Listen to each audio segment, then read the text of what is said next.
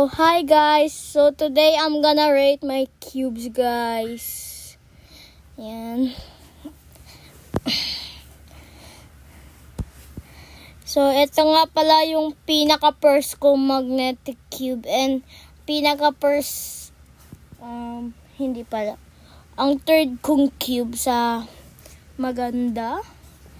Yan yung time na, yan yung pinaka-magandang cube ko, guys.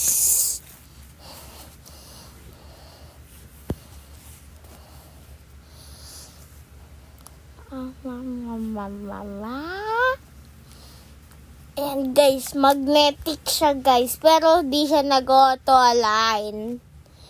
Hindi siya kalakas ng, ano ba yan? Ng ibang cube na may magnet. Hindi katulad ng Key Warrior guys. Sobrang lakas ng magnets nun guys. Ay nako. Kainit.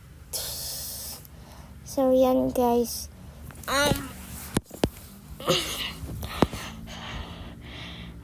Yan siya guys. Makikita nyo dyan na kumakapit yung mga piece niya kasi nga may magnet nga ni.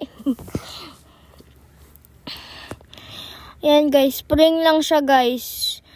So yun guys, papakita ko sa inyo mamaya yung magnets niya guys. Pero sorry kung madumi kasi di ko siya masyado nalilinis.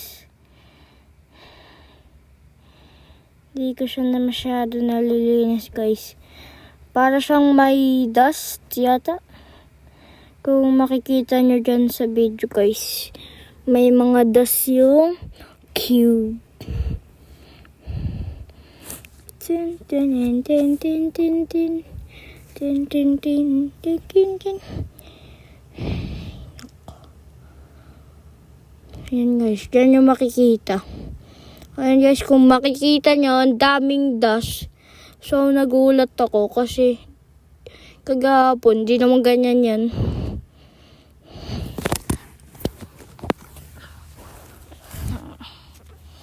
Ayan guys. Ayun.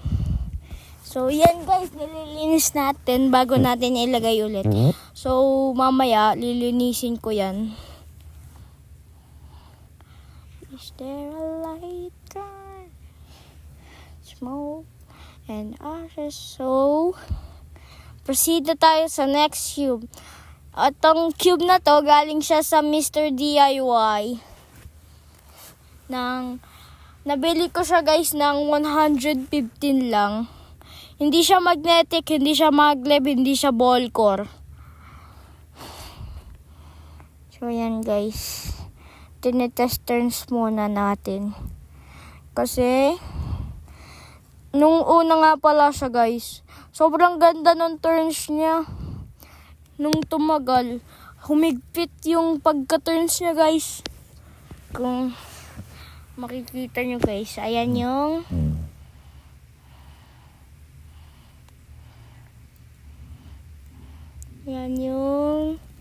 corner piece guys.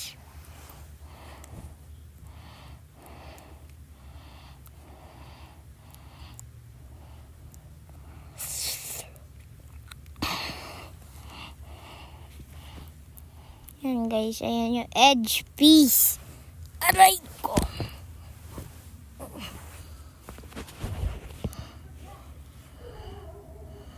So guys, ito nga pala ay UV coated. Pati yung isa kong cube, UV coated silang dalawa guys. Parehas silang UV coated. So, proceed na tayo sa next cube. So yan guys, kinukuha ko pa. Ayan ang Sowcube Tianma X3 magnetic only. Not maglev, not ball core, not UV coated. So yan guys. First turns muna guys. Ayan. Nag-auto align siya, guys. And maganda din naman yung corner cut niya. Ayan pala, guys. Ano siya? Exposed magnets. Maganda naman yung corner cut niya kaso minsan nai-stuck kapag nag-reverse corner cut. Pwede din siya sa mga aggressive user like me. Kapag nag-turns ako, ina-aggressive. Auto-align. Pero yung auto-align niya, guys, 10 degrees lang kasi hindi siya ball core. So, yan guys. Lalagay na natin sa pouch. So, eto nga pala yung mga accessories niya, guys. May black pieces siya. Kung nakita nyo naman kanina, yung pagka-turns ko, may black pieces siya. So, kaya, pinalitan ko yung green piece. So, nakalagay dyan, green piece. And may free na white cup siya para kapag sumali ka ng blindfold contest, mapapalitan mo yung cup niya. Ito yung screws niya, guys. Maliit lang, black. Tas yan yung stand. Dalawa yan. Kapag namili kayo, may dalawa kayong stand. Kahit sa Shopee, TikTok, saan kayo mamili, dalawa yung stand niya, guys. So, eto na tayo sa RS3M Maglev. Eto lang ang una ko Maglev, guys. So, etong cube nga pala, guys, binigay ito ng ninang ko na si Ninang Leia. Kasi nakita niya nag-cubing vlog ako. So, binigay niya sa akin yan. So, guys, don't mind the noise. Yung electric fan yun. Kasi ang init. Nag-aano din siya, guys, nag-auto align. Pero 10 degrees lang din. Kasi maglev lang siya, guys. Hindi siya ball core. Kapag ball core siya, guys, 45 degrees ang niya, guys. Ang auto align. Maganda din yung corner cut niya kesa sa isa. Ayan, guys. Ito nga pala yung robot niya, guys. Yan. Kasama na yan. Kapag nilagay nyo, sobrang ganda niya. Kala mo, totoo robot. Nagagalaw yung paa niyan and kamay. So, ito nga pala yung mga accessories niya, guys.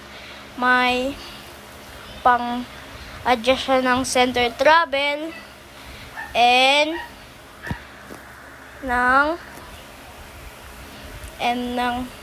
aray ko, ng tension and may maliit na screwdriver.